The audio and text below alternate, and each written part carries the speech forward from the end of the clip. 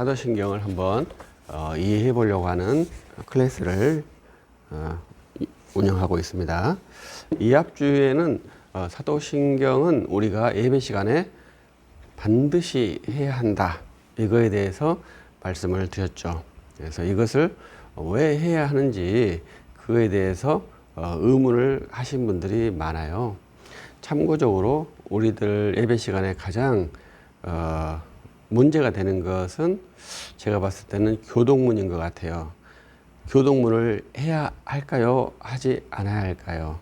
그래서 많은 분들이 교동문을 생략하는 경우들도 많죠. 그래서 교동문을 생략하기도 합니다. 그러면 교동문은 해야 할까요? 하지 않아야 될까요? 그건 참 쉽지 않은 문제라고 생각을 합니다. 그런데 저는 교동문을 십계명으로 하고 있거든요. 가끔 시편도 교독을 하고 있습니다. 그런데 우리가 교동문을 왜 하는지 그게 상당히 중요하지 않겠습니까? 저는 교동문을 해야 한다고 생각을 하거든요. 근데 우리가 이제 의례적으로 예배 모범에 교동문을 하라 이렇게 돼 있고 찬송가 뒤에 교동문이 있어 그 교동문을 이제 교독하게 하는 경우입니다. 그래서 가끔 교동문을 하지 않고 성경 본문, 목사가 하는 성경 본문을 서로 교독하는 그러한 패턴을 갖기도 하죠. 뭐 그래도 교독한다 이러한 의미가 있으니까 하겠습니다만은 우리들이 그 독서라 하거든요. 읽는다 할 때 그걸 독서라고 하지 않습니까? 근데 그게 상당히 예배 의식에 중요합니다. 그래서 저는 교동문을 하는 사람인데 우리들이 모든 종파들이 그 독서를 한답니다. 그걸 성독이라고 하기도 하거든요. 그런데 우리 개신교가 하는 독서와 로마 카톨릭이나 동방교회에서 하는 독서가 같지 않아요. 그런데 우리들이 하는 것은 모두가 다 교독하지 않습니까? 그것이 이제 성도들에게는 큰 의미가 있다고 저는 생각을 해요. 우리들이 그것은 저는 성도들에게 성경을 읽을 수 있는 권리가 부여되었다라는 것을 교회가 인정하는 행위다 이렇게 저는 생각을 하거든요. 왜? 원래 그 예배 시간에 독서, 그 성경을 읽는 것을 아무나 못하게 돼 있어요. 그래서 저는 이제 그렇게 생각을 하고 그래서 교동문을 함으로써 내가 자의적으로 성경을 읽을 권한이 어디로부터 부여받고 있다? 교회로부터 부여받고 있다. 이런 것을 깊이 이해하고 성경을 대하는 그러한 자세도 저는 필요하다고 생각을 합니다. 그래서 교동문을 저는 그래서 한다고 생각을 해요. 그래서 목사가 그 성경하는 설교 본문은 저는 교독하지 않죠. 그래서 예배를 어떤 식으로 구상하고 있는가 이것을 이제 그 예배 예전 의식이라 하기도 하고 예배 신학이라 하기도 하고 그렇습니다. 근데 우리들이 예배 신학이 많이 무너졌죠. 그 가장 대표적인 무너지는 것은 예배 시간에 복음 찬송 CCM을 임의적으로 부르는 케이스들이 의외로 있죠. 그것이 우리들이 함께 하나님을 예배한다 뭐 이렇게 해서 임의적으로 찬송가 밖에 있는 그러한 노래들도 예배 시간에 부르는 케이스들이 많이 있죠. 그것은 저는 예전 의식이 없다고 저는 생각을 합니다. 그래서 제가 미국에 있는 어떤 감리교회 예배 순서를 제가 본 적이 있는데 거기는 예배를 천주교보다 더 엄격하게 하는 예전을 가지고 하는 예배부터 컨템포러리 하는 예전까지 모든 섹션을 다 운영을 해요. 그래서 예전이 어떻게 되어 있는지 그 교회를 한번 보면 알 수가 있어요. 감리교인데 아주 트래디셔널한 그러한 예배부터 아주 컨템포러리한 예배까지 섹션별로 성도가 선택해서 참석할 수 있는 그러한 구도로 예배를 구성을 시켜 놓았더라고요. 우리 한국교회는 그러한 교회는 아직은 없죠. 그래서 모두가 다 일괄적인 그러한 부스 예배를 하는데 우리 그 미국에 있는 그 교회는 트래디셔널 그 다음에 컨템포러리 EDM 같은 장비를 넣어가지고 아주 시끄럽게 노래하면서 하는 그러한 예배부터 아주 고전적인 그러한 형태의 예전을 함께 하는 그러한 교회도 있었습니다. 근데 우리는 지금 예배가 굉장히 자의적으로 드려지거든요. 좀 그것은 안타까운 일이죠. 그래서 우리들도 예전에 대해서 깊은 이해를 갖고 있어야 합니다. 그래서 우리 사도신경은 그러한 예전의 아주 핵심적인 요소다. 이것을 말씀을 드리고 이제 거기에 이제 교동문도 상당히 중요한 요소에 있다. 이렇게 말씀을 드리고 싶습니다. 그리고 이제 사도신경은 상당히 중요하죠. 왜냐하면은 언제부터 형성되었는지를 모릅니다. 분명한 것은 325년을 기점으로 325년 이전부터 사도신경은 교회에서 수행되어 왔는데 많은 분들이 사도신경은 세례 때 했을 것이다 이렇게 추정하기도 해요. 그렇기 때문에 말했다시피 그러면 예배 때 안 해도 되고 세례 받을 때만 하면 되는 거 아니겠습니까? 이렇게 말할 수 있는데 그의 함정이 그거죠. 세례 때 고백문으로 사용했다면 예배 때 그러면 사용하지 않아도 되는 거 아니냐 이러한 그 의문이 들어오기 때문에 그건 좀 좋지 않다라고 생각합니다. 세례 때 분명히 우리들도 주 예수 그리스도를 믿느냐 너희 구주로 인정하느냐 이게 다 물어보죠. 그러니까 사도신경 내용이 우리들의 핵심 믿음 내용이기 때문에 세례 문답 때 이 모든 아버지 하나님을 믿느냐 아들 하나님을 믿느냐 성령 하나님을 믿느냐 교회의 가르침을 믿느냐 이렇게 말할 수 있죠. 그러니까 그것을 사도신경의 내용이니까 세례 때만 하고 예배 때는 하지 않아도 되지 않느냐 이렇게 질문하는 것은 좋은 분석은 아니죠. 그래서 우리들은 예배 때 반드시 사도신경을 고백을 해야 하는데요. 이 사도신경은 그렇게 320년 이전부터 지금까지 유지되어 온 신앙 고백 문장입니다. 그런데 우리들이 381년 콘스탄티노플 신경을 만들 때 동쪽 교회에서는 이제 기존에 해왔던 공적 예배 문장이 거기는 사도신경이 아니었고 믿음의 규칙이라고 하는 그러한 것으로 했다고 그렇게 이야기가 돼요. 네, 그 동쪽 교회는 믿음의 규칙을 포기하고 콘스탄티노플 신경으로 대체를 한 거죠. 그래서 서방교회와 동방교회의 큰 차이점이 사도신경을 서방교회의 전통에서 하고 그 다음에 동방교회는 콘스탄티노플 신경으로 하는 그러한 전례가 381년을 기점으로 형성되었다. 이렇게 또 말씀을 드릴 수 있겠습니다. 그런데 이제 우리들은 381년 콘스탄티노플 신경을 우리들이 공교회로 우리들이 인정하는 그런 공교회 문서거든요. 그래서 개혁교회에서는 가끔씩 이 콘스탄티노플 신경으로 사도신경을 대체해서 말하기도 합니다. 그것이 전혀 예배 모범에 틀리지 않습니다. 그래서 똑같은 규범을 가지고 있으니까요. 그리고 저는 이제 그 WCC라는 에큐메니컬 운동을 하지 않는 그러한 사람인데요. WCC 에큐메니컬 운동이 회합할 때 그들이 그때 고백하는 문장은 사도신경이 아니고 콘스탄티노플 신경이라고 합니다. 근데 왜 콘스탄티노플 신경을 하느냐 했을 보면은 동방교회가 그리스 종교회나 이런 분들이 이 WCC에 포함되어 있거든요. 그러니까 정교회에 있는 사역자들은 사도신경이 아닌 콘스탄티노플 신경을 합니다. 둘이 이렇게 경쟁을 하면 숫자가 더 많은 서방교회가 사도신경으로 합시다 이렇게 주장하면 될 것인데 콘스탄티노플 신경으로 하지 않습니까? 왜 그러겠습니까? 그것은 공교회의 고백이기 때문에 그렇습니다.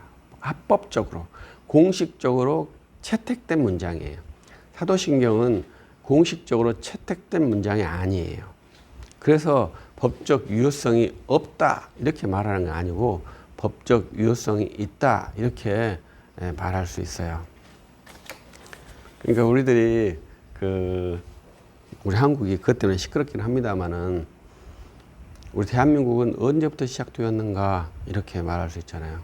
정확히 말하면은 선거 1948년 선거에서부터 시작되었다고 볼 수 있겠죠. 그리고 선거에 선출된 의원들이 7월 17일 날 국회를 열어서 헌법을 만들고 그 헌법에 근거해서 8월 15일 날 정부가 출범했죠.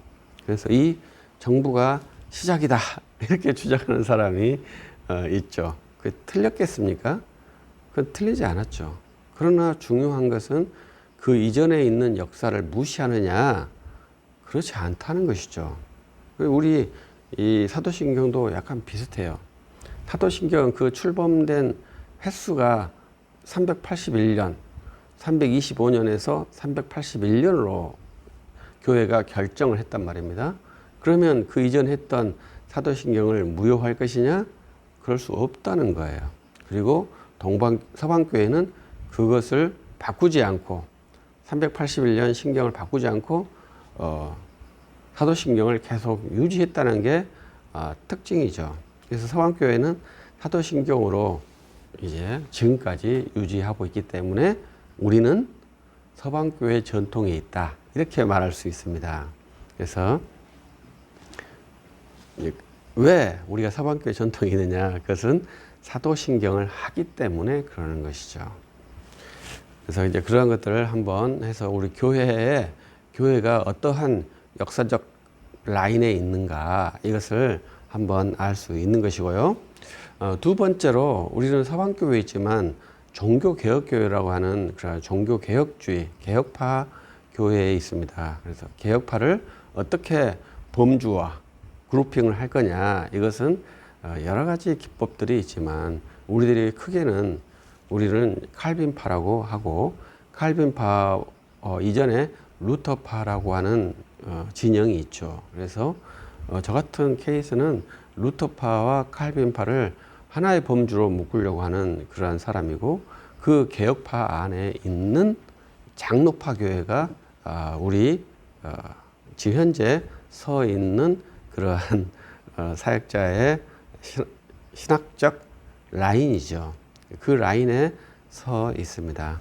그런데 루터와 칼빈 많은 종교 개혁자들의 공통점이 있는데 그분들은 사도신경, 십계명, 주기도문 이 세 개의 문서를 가지고 신학을 구성했다는 것이 큰 특징입니다. 그래서 우리들이 소요리 문답을 하지 않습니까? 소요리 문답은 사도신경, 십계명, 주기도문 이 세 개의 문장을 훈련하는데 이 세 개의 문장을 훈련하면 웨스트민스터 신앙고백서를 훈련하는 것이 돼요. 그래서 우리 요리문답이라고 하는 것은 신앙고백서를 훈련하는 거예요. 그래서 초급적인 신앙고백서 훈련을 소요리문답, 그 다음에 고급적인 것을 훈련하는 것을 대요리문답. 결국은 신앙고백서를 숙지할 수 있는 그런 훈련 체계가 요리문답이거든요. 그래서 우리들이 신앙고백서를 공부하기 위해서는 요리문답을 공부하는 것이 합당하죠. 그래서 세 가지를 같이 공부하게 돼 있는데 이제 교회가 규범적으로 이해하도록 문답을 만들어 놓은 것이 대요리 문답, 소요리 문답이고 그 다음에 그 핵심적인 요체가 신앙 고백서이죠. 그래서 그러한 것들을 우리가 또 분석을 해 보아야 되죠. 그래서 웨스트민스터 신앙 고백서가 이제 우리 장로파의 표준 문서이고 그 신앙 고백서를 훈련하는 것이 대요리 문답, 소요리 문답이라고 합니다. 그래서 이런 것들을 우리들이 기본적으로 알고 있어야 한다 이렇게 말씀드리고 있고 장로교의 신자라면 집에 성경책이 있으면 크리스찬이라고 말할 수 있겠고 장로교의 신자라면 웨스트민스터 신앙 고백서와 소요리 문답, 대요리 문답 원문책, 해설책이 아니고 원문책 정도는 있어야 되지 않느냐. 또 해설책도 있으면 좋겠죠. 저는 이제 웨스트민스터 신앙법에서 해설은 제가 서해설서를 하나 만들기는 했어요. 이제 그 책을 만든 것은 원래 이제 교회에서 스터디용으로 한 건데, 우리가 능동순종, 수동순종 이러한 논쟁이 있어가지고 하도 그분들이 웨스트민스터 신앙고백서를 바꾸려고 하니까, 왜 바꾸려고 하냐, 웨스트민스터 신앙고백서대로 해라. 그렇게 해서 하나 책을 만든 것이 이제 웨스트민스터 신앙고백서 해설이라고 하는 책인데, 그 부제가 장로교회의 믿음이라는 거 해놨습니다. 그래서 우리 웨스트민스터 신앙고백서 지금 이제 소유로 문답을 연구하고 있고, 다음엔 이제 대유로 문답까지 연구하려고 생각을 하고 있습니다. 근데 그 소유로 문답을 보면은 이제 사도신경이 이제 어떻게 보면 우리 조직신학 전체 내용이에요. 그래서 그렇게 돼 있고, 십계명과 주기도문. 그래서 이게 종교 개혁의 아주 원천적인 내용이더라고요. 그래서 이 세 가지의 문서를 이해한다면 종교 개혁파 교회로서 부족함이 없을 것 같고, 성경적 신앙에서 떠나지 않을 것 같다, 이러한 생각이 들어요. 그래서 십계명과 주기도문은 조금 의미가 확장되지 않는데, 이 사도신경은 의미가 어떻게 보면 무한 확장이 돼요. 그래서 칼빈의 기독교 강요도 어떻게 보면 사도신경의 내용이 집약돼 있다. 거기에 이제 기도라는 항목이 기독교 3권에 있습니다만은 집약돼 있다고 볼 수가 있어요.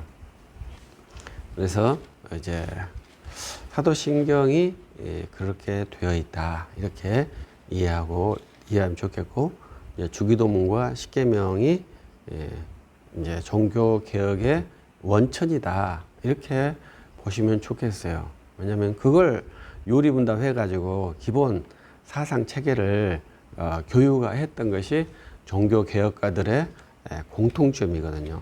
그래서 그것을 한번 이해한다면 우리가 개혁된 교회로서 어떠한 소스, 어떠한 것이 우리의 밥인가, 이것을 좀 더 쉽게 알 수 있지 않을까, 이러한 마음입니다.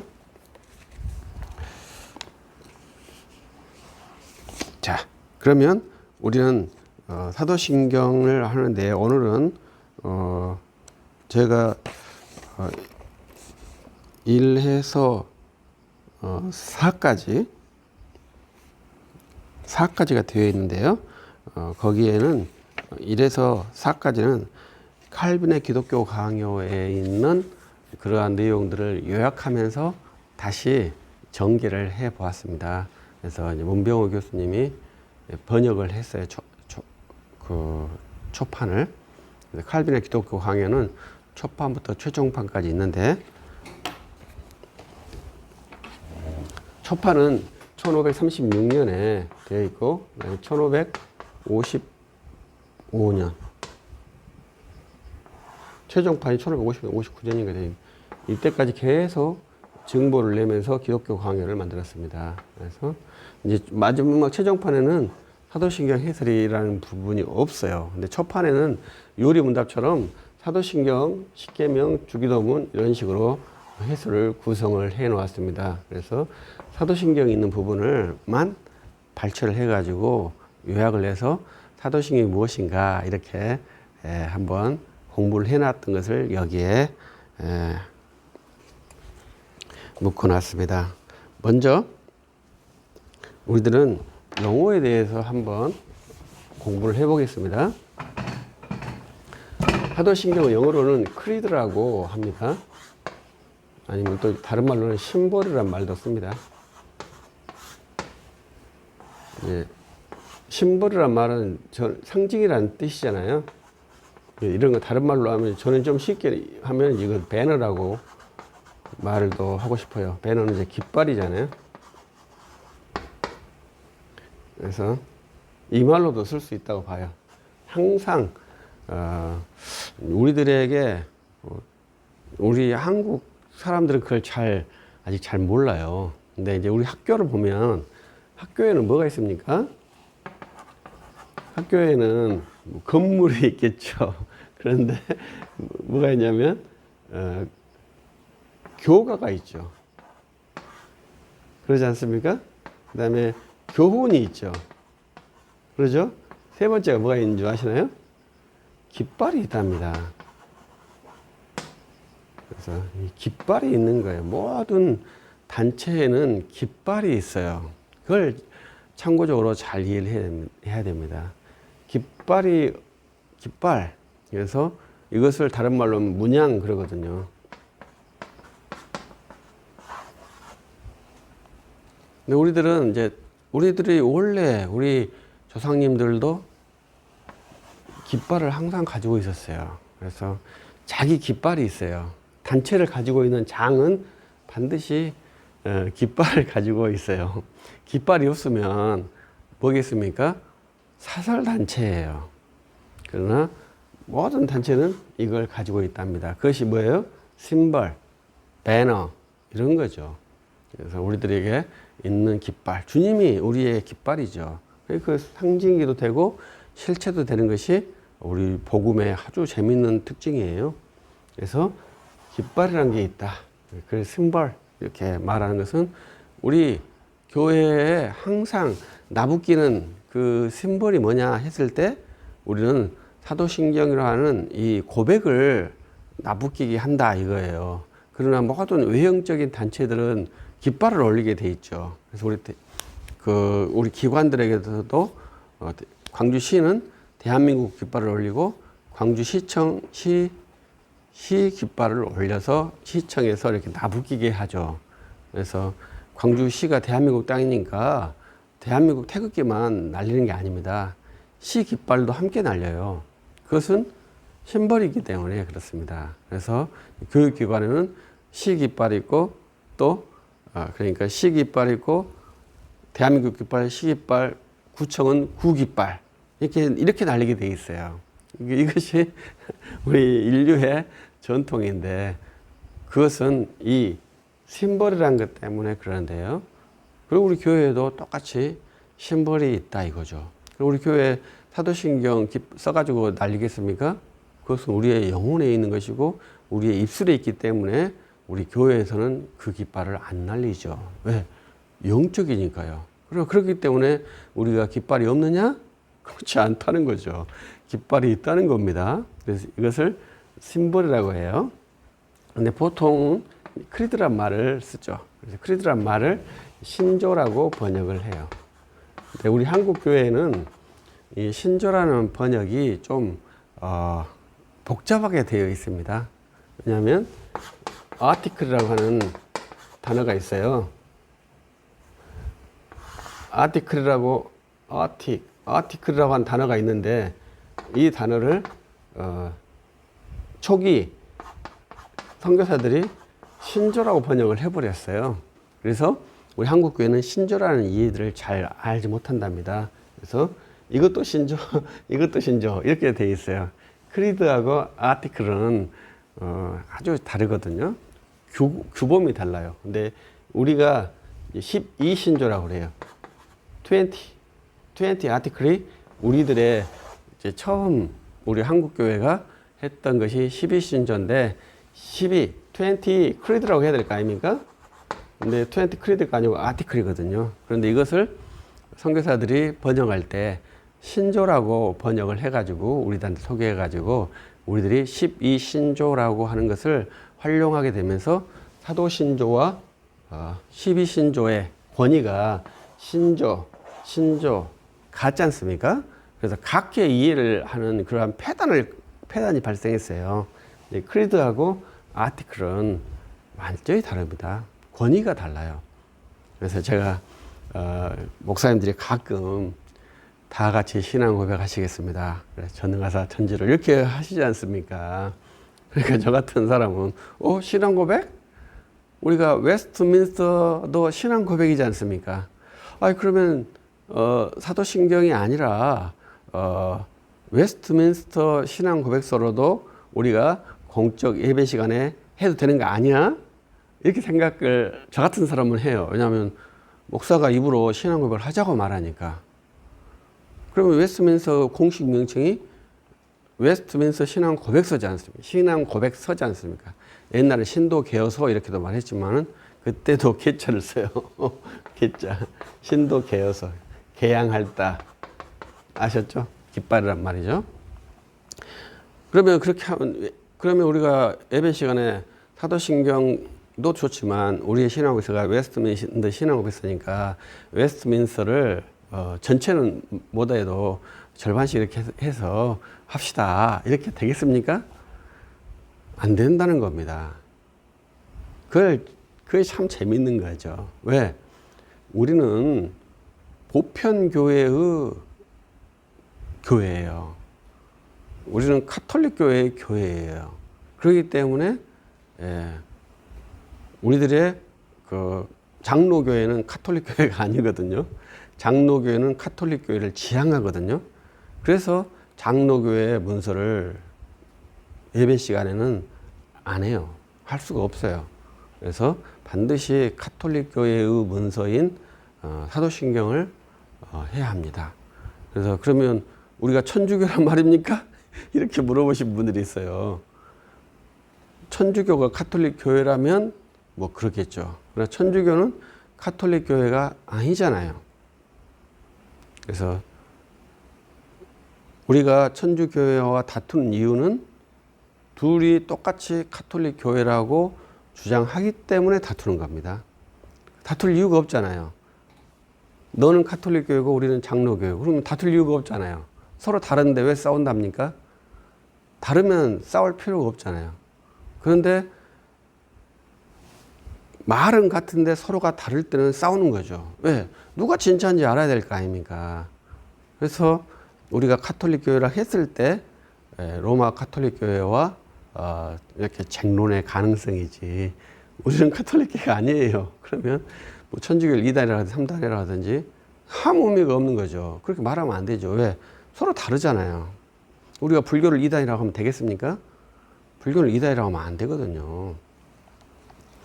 그래서 카톨릭 교회도 그러한 아주 깊은 함의가 있는데 우리들이 카톨릭 교회라는 것을 많이 잊고 있더라고요. 그러나 루터나 칼빈 반드시 자기 교회를 카톨릭 교회라고 했습니다. 그리고 우리 웨스트민스터 신앙고백서에도 카톨릭 교회라고 말합니다. 381년 콘스탄티노플 신경에서 교회의 4가지 속성이 있는데 거기에 교회의 한 속성, 4가지 속성 중에 한 속성이 카톨릭성입니다. 그래서 우리 교회는 카톨릭 교회라고 봐야 됩니다. 그래서 그 카톨릭 교회는 을 다른 말로 표현하면 저는 역사적 교회라는 말로 표현을 해요. 좀 이해하기 쉽게. 주 예수 그리스도께서 세우신 교회라는 것을 의미로 갖고 있고 주의 몸된 교회라는 의식을 갖고 있다면 자기가 카톨릭 교회인 줄 알아야 돼요. 신천지는 주님이 세우신 교회가 아니잖아요. 지들끼리 세워서 만든 정통교회지 않습니까? 우리는 주님이 세운 정통교회예요. 그것이 카톨릭 교회입니다. 그래서 이제 카톨릭이라는 개념을 갖고 있는데 이 카톨릭 교회는 크리드를 써요.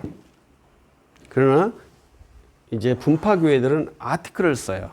그래서 우리 장로교회가 모여가지고 크리드를 만들 수가 없어요. 우리들은 아티클이나 컨페션을 만들어요. 신앙고백서, 아티클 이렇게 만들어요.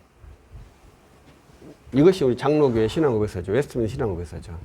근데 우리가 웨스트민스터 사원에서 열심히 만들었으니까 이것을 뭐라고 말한다? 크리드라고 말합시다. 이렇게 말한 집단이 하나도 없어요. 그래서 이제 우리들이 트렌트 공의회라고 하는 것이 상당히 큰 회의거든요. 그래서 이제 공의회라고 말을 써요. 얘들이 고향하게 카운슬이라는 말을 써요. 그러면 카운슬에서 크리드를 만들거든요. 그런데 이 사람들도 카운슬이라고 말을 썼지만 만들 때는 디크리라는 말을 썼어요. 서방교회에서는 크리드를 만들 수가 없어요. 동방교회도 크리드를 못 만들어요. 이 크리드를 만들 수 있는 것은 한 교회의 신학에서만 만들 수가 있어요. 그래서 지금 누구도 크리드를 만들 수가 없어요. 그래서 우리들이 이 크리드를 상당히 중요하게 생각을 해야 됩니다. 네, 우리 한국교회는 이 아티클을 신조라고 번역하고, 그 다음에 캐논도 똘트 캐논이거든요. 이것도 신조라고 번역해놓고, 또 컨거드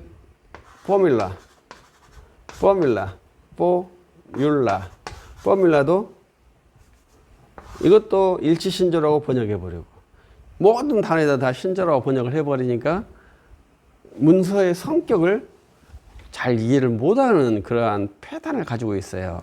좀 저는 이제 구분을 하려고 캐논하고 아티클하고 포뮬러하고 컨페션하고 성격이 다 달라요. 문서의 성격이. 기본적으로 캐논은 배격 문서거든요.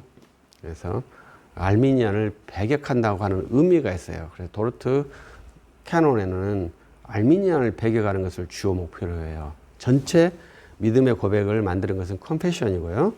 이 캐논은 배격하는 집중 대상이 있어요.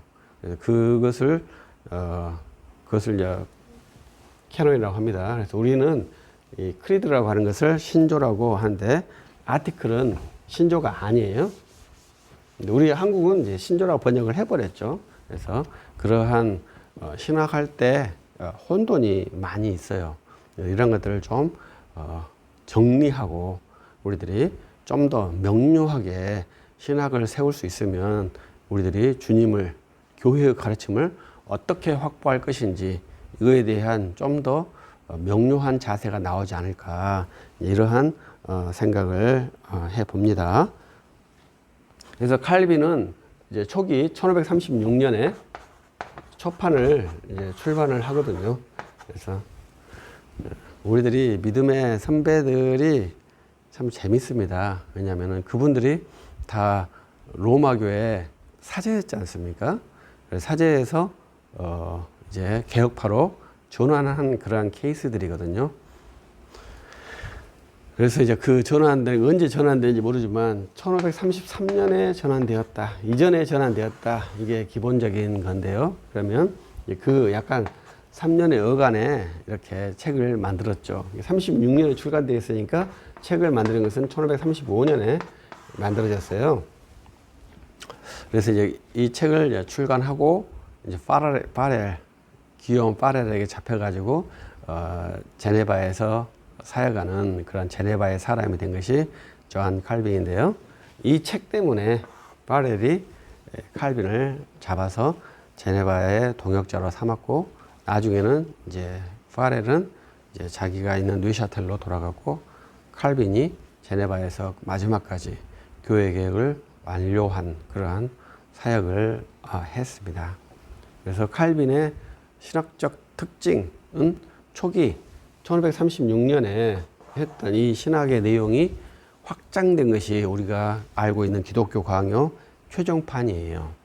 그것이 참 놀라운 신학적 훈련이랍니다. 그래서 칼빈이 계속 기독교 강요를 증보하면서 자기 신학을 구체화시켰어요. 그래서 그 기독교 강요 초판의 그 원천 내용이 말씀했듯이 사도신경과 십계명, 주기도문, 그리고 로마 교회가 했던 거짓된 성례들, 이러한 것들을 하면서 이제 초판을 구성을 시켰죠. 그리고 나중에는 이제 기독교 강요에서 십계명은 이제 빠지고, 십계명 이제 그 신구와 관계로 들어가고, 또 기도는 이제 예정론 전에 들어가고, 사도신경 내용으로 전체가 구성되는 것이 기독교 강요의 최종판이지 않느냐, 이렇게 생각을 합니다. 그래서 사도신경 매우 짧은 문장처럼 느껴질 수 있겠습니다만은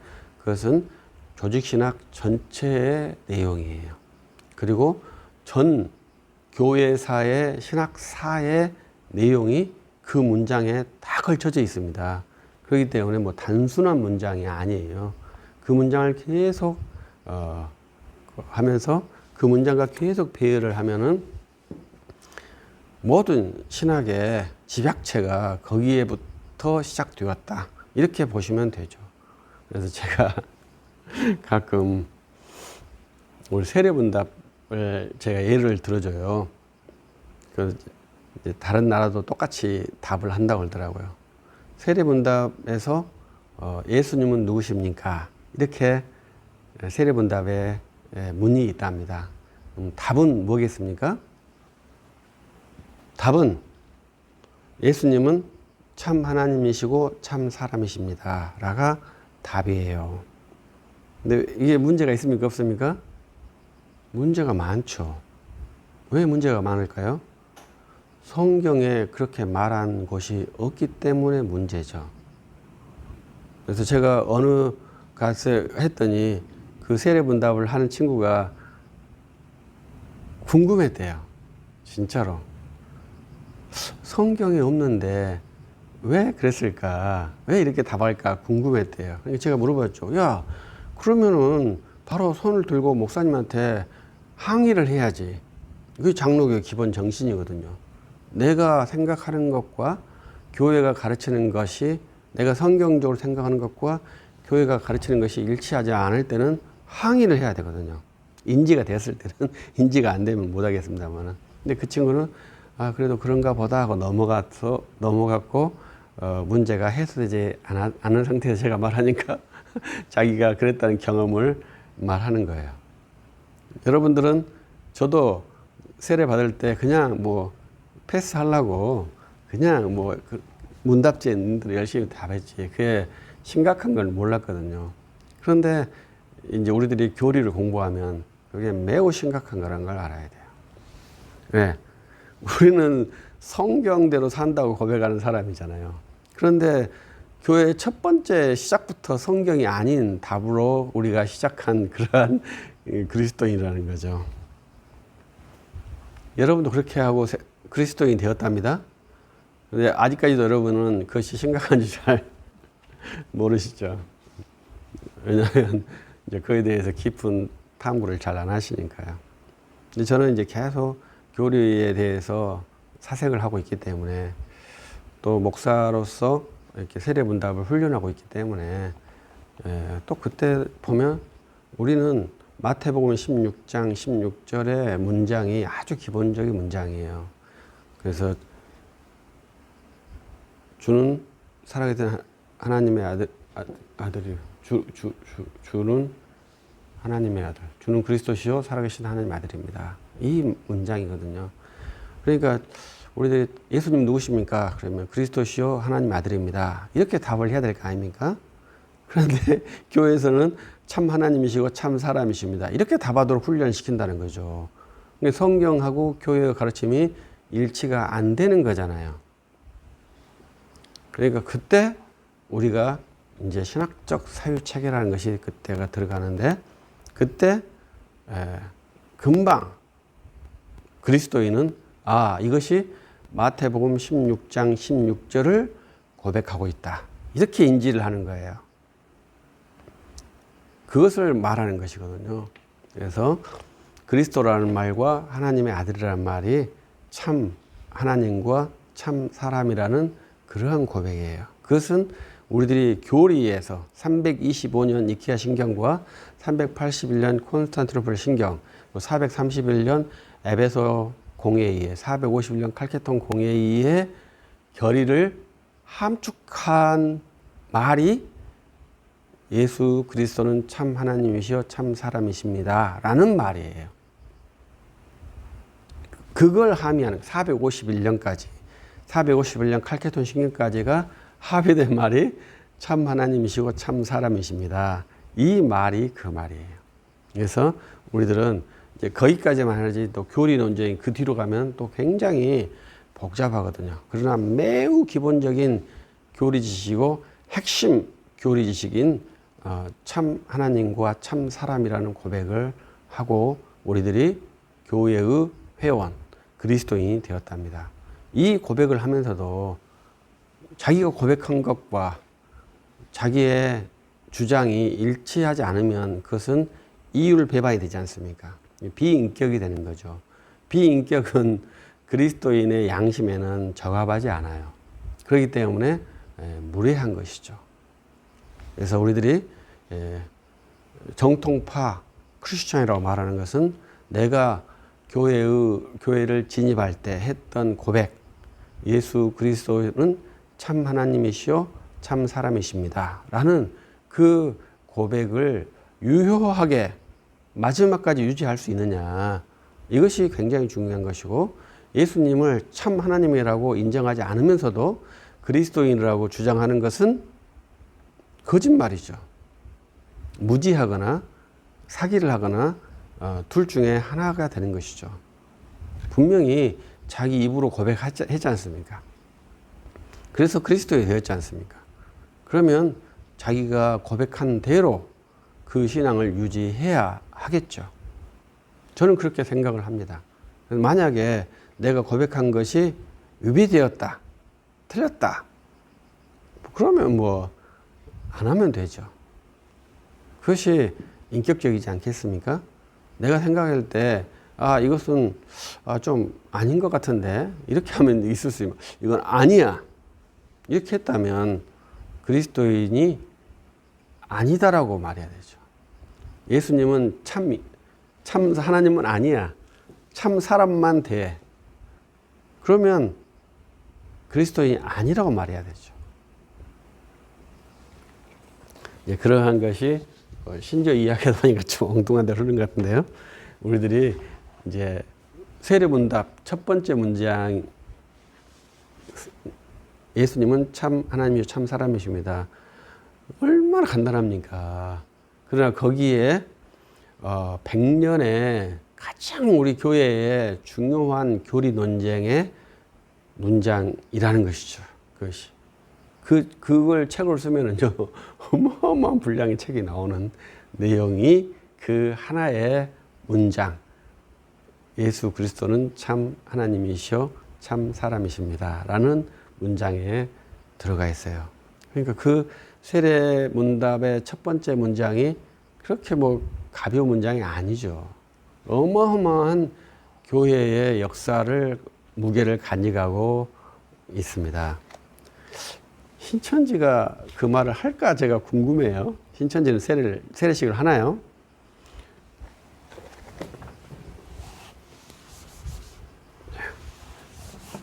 제가 요새 신천지 때문에 좀 스트레스를 받는데, 신천지가 우리한테 그 이단이라고 하지 않습니까? 그래서 상당히 재밌다. 내가 신천지 걸 쓴 적이 없는데 신천지가 왜 나한테 이단이라고 하지? 이해할 수 없잖아요. 근데 신천지는 우리에게서 이단이겠습니까? 이단이 아니겠습니까? 이단이라고 하죠. 왜 이단이라고 하겠습니까? 우리 걸 가져가다 쓰잖아요. 언제 우리가 신천지 걸 가져다 쓴 적이 있습니까? 신천지가 우리 걸 가져다가 지들 거라고 주장하며 쓰고 있는 거지.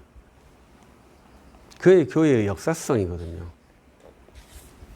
근데 오히려 적반하장도 안 되는 그러한 뭐 홍두깨를 가지고 와가지고 두드러 대는데 그러한 말에 속아 넘어가는 것이 얼마나 웃깁니까? 내가 신천지 것을 하나도 가져온 적이 없어요, 저는. 근데 그들이 지들이 정통이고 우리들은 이단이라고 주장을 하고 있어요. 참, 내가 미국 사람이 아닌데, 예? 아니, 이런 거죠. 나는 북한 사람, 북한의 걸 하나도 가져오지 않는데, 이 북한 사람이 우리를 보고, 야, 너희들은, 너희들은 나빠. 이렇게 말하는 거죠. 근데 우리가 북한 것을 몰래 가지고 왔다. 그러면 우리들이 나쁜 거죠. 그것은 뭐 외교 사회가 그걸 가지고, 이걸 갖고 오는 것은 전쟁이나 침탈 뭐 이러한 그러한 행위가 되는 거잖아요. 근데 우리 걸 다 가져가 놓고 너희들은 나쁜 놈이야 이렇게 말하면은 그건 진짜 웃긴 거 아닙니까? 신천지가 우리 걸 가져간 게 뭘 가져갔나요? 성경도 가져갔죠. 예수교라는 말도 쓰고 있죠. 사도란 말도 쓰고 있죠. 다 쓰고 있잖아요. 그건 우리 거잖아요. 그래서 제가 성경 66권, 성경이 66권이라는 것을 진짜 우리 가르침이거든요. 우리 거거든요. 칼빈파의 어떻게 보면 속된 말로 전유물이라고 할 수 있어요. 근데 신천지도 성경 66권이라 하대요. 제가 그래서 누가 성경 66권이라고 누가 말했는지 모르겠어요. 이만희 씨가 말했는지 누가 말했는지. 왜 성경 66권인지도 모를 거예요. 그 사람들은. 그러한 무지한 사람들이 우리를 가지고 이단이라고 말하니 참 안타깝다 이렇게 생각하고, 그러한 무지한 가르침에 속아 넘어가는 대학생들이 있으니 우리 책임이 크다 이렇게 말씀을 드리고 싶어요. 그래서 우리들이 이 사도신경만 정확히 이해한다고 하면 이단으로 갈 수가 없어요. 왜냐하면 크리스천은 세례만 받았어도 그 하나의 문장, 예수 그리스도는 참 하나님이시고 참 사람이십니다, 이 문장만 정확히 이해해도 이단으로 갈 수가 없죠. 왜냐하면 그 고백, 내가 했던 고백과 위배된 가르침을 하거든요. 그러니까 우리들은 내가 한 고백과 모든 것이 일치하도록 하는 훈련을 하거든요. 그래서 이제 그러한 훈련들이 잘 되어진다면 좋겠어요. 그래서 우리들의 가장 근원적인 문장이 마태복음 16장 16절, 예수 그리스도는 참 하나님이시고 참 사람이십니다, 이렇게 고백하는 것이고, 이 문장이 쭉 확장되면 사도신경이 됩니다. 그래서 우리들이 그리스도인이라고 말할 수 있는 것이 이 사도신경을 고백하기 때문에 그런 것이죠. 콘스탄티노플 신경은 사도신경과 유사해요. 내용이 큰 차이가 없어요. 그러나 이제 우리들의 공유의 문서는 대적자와 싸움을 통해서 이루어졌거든요. 그래서 그 흔적들이 그 문장에 들어와 있어요. 그래서 이제 사도신경이 없는 호모우시오스 이러한 단어가 있고, 이제 교회의 고백 이러한 것이 교회가 무엇인가라는 고백들이 이제 들어와 있어요. 그래서 콘스탄티노플 신경의 교회의 네 번째 속성이 사도성이거든요. 우리는 사도의 가르침을 유지하고 있다, 이러한 고백이 교회예요. 그래서 우리 교회는 사도의 가르침을 유지하고 있답니다. 그래서 여러분들이 사도의 가르침이 무엇인지는 한번 인터넷에 검색을 해보세요. 아주 그것은 기본적인 데이터예요. 그런 것이고, 오늘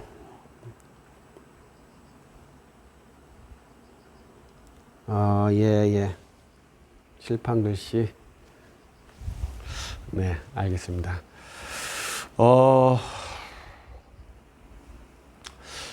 우리는 이제 칼빈의 사도신경을 이제 하려고 했는데 좀 말이 옆으로 새서 근데 이제 간단한 것만 하고 칼빈의 부분은 넘어가야 될지 다음에 한번 더 해야 될지 한번 생각해 보도록 하겠습니다. 저는 이제 우리 중국말 사도신경이 이제 제가 우리 한국의 그 중국인 유학생들이 했던 예배 시간에 한번 참석을 한 적이 있거든요. 근데 그들이 이제 사도신경을 함께 고백을 합니다. 근데 저는 이제 중국말 못하니까, 그런데 이제 금방 제가 알아듣는 말이 있었어요. 왜냐하면 말을 많이 하니까. 그것은 워신 그래요. 그래서 제가 물어봤죠. 워신인데 워신이 뭐냐 했더니 워신 이게 우리말로 아신이거든요. 신 이들 있는다, 이들 신. 예, 아신이거든요. 그래서 이걸 중국말로 워신 그런 것 같아요.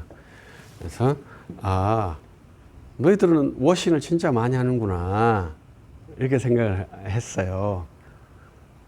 그러면 우리는 믿는다는 말을 몇 번 할까? 우리는 사도신경이 믿는다는 말을 한국은 4번 한답니다. 근데 영어는 2번 합니다.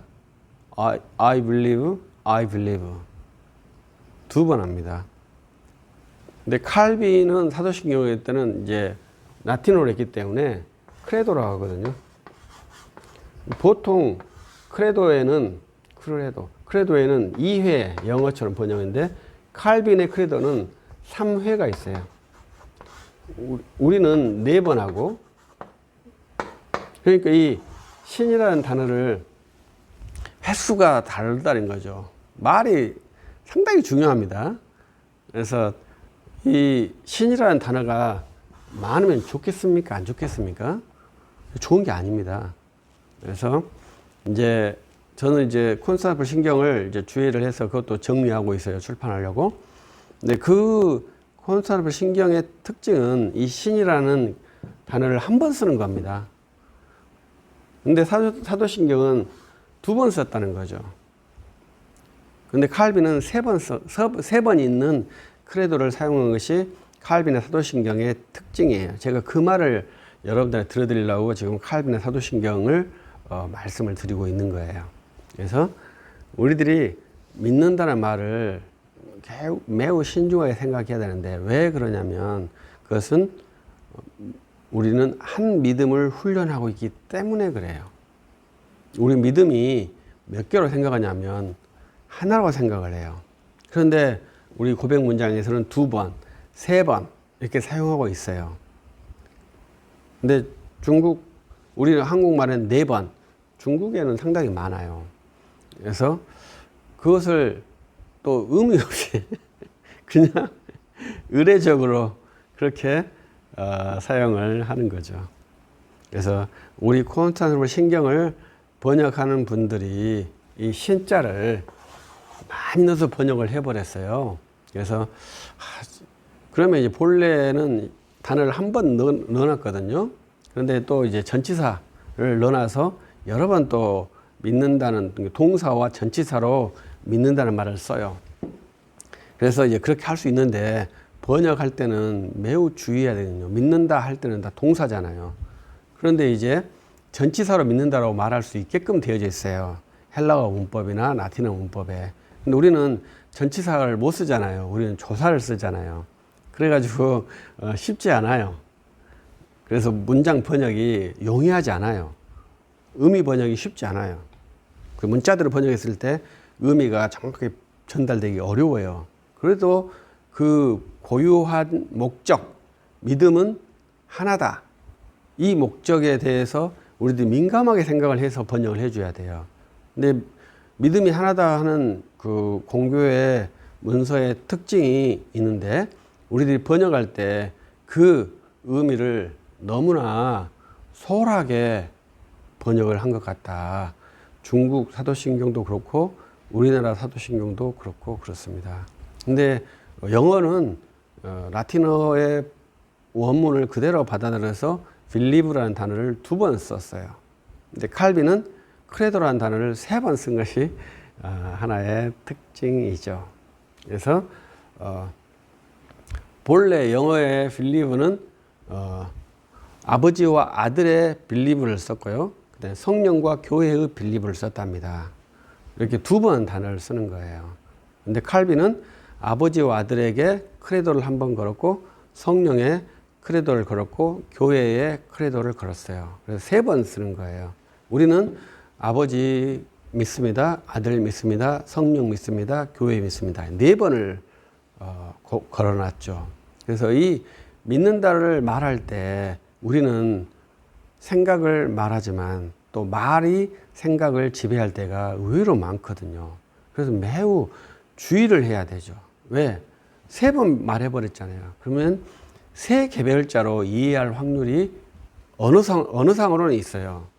그래서 우리들에게는 삼위일체 하나님을 언어로는 표현을 못 하거든요. 그런데 이것을 잘못하게 되면 우리들이 삼위일체 하나님을 잘 못 믿는 구도로 이해하게끔 되어져 있다. 이렇게 생각을 해요. 그래서 우리들은 사도신경을 고백할 때 아버지와 아들을 함께 묶어서 하는 고백의 훈련을 하는 것이 상당히 중요하다고 저는 생각을 해요. 그래서 우리 믿음의 훈련에서 주 예수 그리스도를 믿는다. 그러면 너는 아버지를 안 믿냐? 이렇게 말하니까 사도신경에 대해서 잘 모르는 거죠. 사도신경을 그대로 고백하면 아버지와 아들의 믿음을 하나로 묶어져 있어요. 그러면 아버지도 믿고 아들도 믿습니다. 이렇게 말을 해야 되는 거 아닙니까? 그러면 우리는 결국은 어떻게 되느냐? 아니요. 우리는 주 예수 그리스도를 믿습니다. 주 예수 그리스도를 믿으면 아버지를 믿습니다. 이렇게 말하면 되거든요. 그래서 이 믿음의 문장을 걸치는 훈련이 상당히 중요한데 우리 한국의 사도신경은 아버지를 믿고 아들을 믿는 그러한 형태로 순서가 구성이 되어 있기 때문에 아버지를 믿는다고 고백하는 분들이 우리 한국교회는 많죠. 그러니까 그렇게 말하는 것은 우리 사도신경의 워딩이 그대로 우리들의 신학적 의식을 지배하고 있어서 그러한 현상이 나타나고 있다. 저는 그렇게 생각을 해요. 그래서 우리들이 이제 믿는다 이렇게 말할 때 그 믿는다를 여러분들이 잘 이해를 했으면 좋겠다 이렇게 생각을 합니다. 그래서 우리들에게 있는 사도신경에 믿는다 횟수 이런 것도 저로서는 스트레스를 받아요. 그래서 여러분들이 한번 사도신경을 깊이 고백할 때 우리들이 이 사도신경을 고백할 때 우리들이 교회에 주신 한 믿음 체계의 한 믿음의 고백, 그 한 믿음을 고백하게 하신 성령이 그래서 한 성령, 이 성령께서 우리를 고백해 하시게 한 이 내용은 성령께서 주 예수 그리스도를 증거하는 영으로서 우리들에게 은혜를 주신 놀라운 문장이 사도신경이 되는 것이죠. 그래서 사도신경이 복된 문장이 돼요. 사도신경이 뭐 주문이나 주술이 아니라 우리 믿음의 내용의 핵심 문장을 그대로 갖고 있는 그러한 복된 문장이에요. 굉장히 영적인 문장이죠. 이것을 합리적으로 이해할 수 있는 문장이 사도신경에서는 하나도 없어요. 모두가 다 영적인 문장이에요. 그래서 이것을 합리적으로 이해를 한다면 이해할 수가 없어요. 제가 이렇게 웃는 것은 AI한테 물어보면 AI가 상당히 영적으로 표현을 합니다. 그래서 진짜 특이하다 이렇게 하는데 그것은 이미 우리들이 많은 데이터들을 나열해 놓는 것을 조합해서 그 교부들의 심오한 문장들이 텍스트 파일로 있거든요. 그러면 AI가 그것을 다 취득을 한 상태죠. 걔들이 계속 러닝을 하고 있어서 그 러닝된 그 데이터들을 나열해서 우리한테 주면은 정말로 충격적인 내용들을 얘들이 말합니다. 그래서 저는 AI 시대에 진짜 우리가 기도를 해야 한다. 이렇게 말을 해요. 옛날에는 우리들이 독서를 깊게 해야 나올 그러한 산물들이 지금은 독서를 하지 않아도 그러한 깊은 리딩 데이터들이 AI를 통해서 서포트를 받을 수 있거든요. 그런데 이러한 지식들을 우리들이 그냥 경솔하게 취할 수도 있고 아니면 이제 잘 취할 수도 있는데 너무 그 고급 지식을 경솔하게 취하거나 편하게 취하면 우리들이 이렇게 사유 체계에 약간 문제가 발생할 것 같아요. 그래서 본래 어려운 것은 어렵게 취해야 하고 쉬운 것은 쉽게 취해야 하거든요.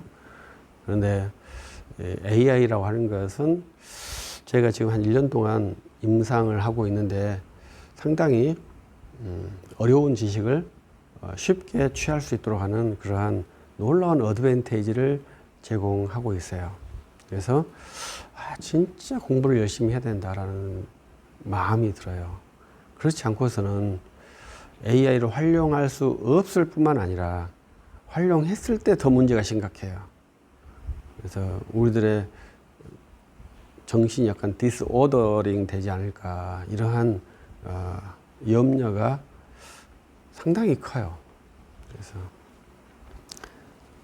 아무튼 그래서 우리들이 AI 시대, 디지털 시대에 책을 안 사는 형상이고, 뭐 이렇게 스몰 라이프를 하면서 책을 다 버리는 그러한 현상인데, 좀 더 책을 사야 되지 않느냐, 이러한 생각이에요. 책을 사고 싶지 않으면 도서관 옆에라도 살아라, 이렇게 말하고 싶어요. 디지털 사회가 되었어도 도서관은 계속 증가가 되거든요, 우리나라의 현재 상태에서는. 그래서 이 책이라고 하는 산물은 상당히 특이한 산물입니다. 우리들이 종교개혁이 구텐베르크가 만든 인쇄술의 기술로 인해서 확장되었다고 합니다. 그러니까 우리들이 AI라고 하는 이 기술 소재도 혁명적이지 않습니까? 그러나 진짜 혁명적인 것은 인쇄술의 발달이에요. 그 인쇄술의 발달로 인해서 누구나 다 책을 쓸 수 있는 시대가 되었답니다. 누구나에 누구도 포함돼요? 이단도 포함이 돼요. 그래서 근대 사회는 혼란의 사회가 되어버렸어요. 옛날에는 정부가 인정한 사람만 책을 썼거든요. 그 외에는 책을 잘 못 썼어요. 그런데 인쇄술의 발달로 해서 루터가 그걸로 종교개혁을 성공하는데 좋은 역할을 했습니다마는, 그 인쇄술은 이단들도 인쇄할 수 있는 기능을 갖고 있죠. 그래서 이단의 교설이 지금은 너무나 쉽고 일상적으로 우리가 정론처럼 우리들이 취하고도 있다고 봐요.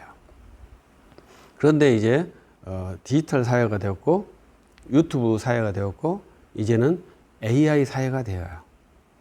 그러면 이 도구들로는 이단이 너무나 빠르게 사회를 정복해 나갑니다. 우리 정통파들은 정확한 고백, 그리고 정확한 지식에 근거해서 그러한 데이터들을 핸들링해야 우리들의 영혼이 보존되어지지, 잠깐 방심하면 바로 이단은 치고 들어오는 것이 특징이잖아요. 이단이 우리들의 강점으로 공격하겠습니까? 절대로 그렇지 않죠. 우리들의 약점을 공격하는 거잖아요. 그러니까 그 약점은 한 방 맞으면 바로 KO가 되는 그러한 약점이에요. 그래서 우리들의 그 이단에서 탈출할 수 있는 방법, 이단의 공격에서 방어할 수 있는 방법의 핵심 문장이 사도신경이에요. 이 사도신경 문장을 계속 그들이 가르치는 것과, 누구든지 가르치는 것과 대조를 시켜봐야 돼요. 그래서 이 가르침에서 위반되는 말들이나 관계없는 소리를 계속한다. 그럼 이단이죠, 그것이. 사도신경에 전혀 관계없는 말만 해요. 그러면 그 이단이죠. 사도신경을 거꾸로 가르칠 수는 없거든요. 그러나 관계없는 말로 계속 말을 뒤집어 씌우면 그 말이 다 맞죠. 왜? 우리를 설득하려고 하는 말이니까요. 유혹한다는 말은 좀 그러지만 우리를 설득을 시키잖아요. 미혹을 시키잖아요. 근데 미혹을 시킬 때 우리에게 이해가 안 가는 말로 미혹을 시키겠습니까? 우리가 혹 할 만한 말로 미혹을 하겠죠. 그러니까 사람이 다 미혹이 되죠. 그러니까 그 미혹의 영이라고 하는 것은 결코 뭐 미혹의 영을 우리가 배척할 수 있다, 이렇게 말할 수 있지만 쉽지 않습니다. 그렇게 그것이 쉬웠다면 신천지가 그렇게 크게 이루어지지 않았겠죠. 이단들의 종파들 중에서 망한 종파들이 없잖아요. 이단들은 현세에는 아주 활발하게 성장을 합니다. 그런데 문제는 걔들이 유구한 세월을 유지하지를 잘 못하죠. 근데 이제 이단들도 유구한 세월을 유지하는 이단들이 의외로 많습니다. 그래서 우리들이 거기에서 있는 것이 이제 사도신경이라고 하는 거예요. 우리 천주교도 사도신경을 하고 우리도 사도신경을 하죠. 나중에 이제 말하겠습니다만은 천주교의 사도신경과 우리들의 사도신경의 아주 큰 특징이 성도의 교통 부분이에요. 우리는 성도의 교통이라 했을 때는 크리스천들의 교통으로 생각하잖아요. 그러나 이단들은 성자의 통공이라고 해서 성자 숭배로 이렇게 이해를 하는 것 같아요. 그것은 이제 사도신경에서 아주 핵심적으로 갖고 있는 차이점 중에 하나예요. 그래서 여러 가지 차이점들이 있습니다만은 가장 큰 차이점이 그 성자의 교통 부분이에요. 그래서 이 교통이라고 하는 것이 우리는 성도의 교통이라고 하는데 이 교통, 이 단어가 신학적에서는 아주 어려운 단어예요.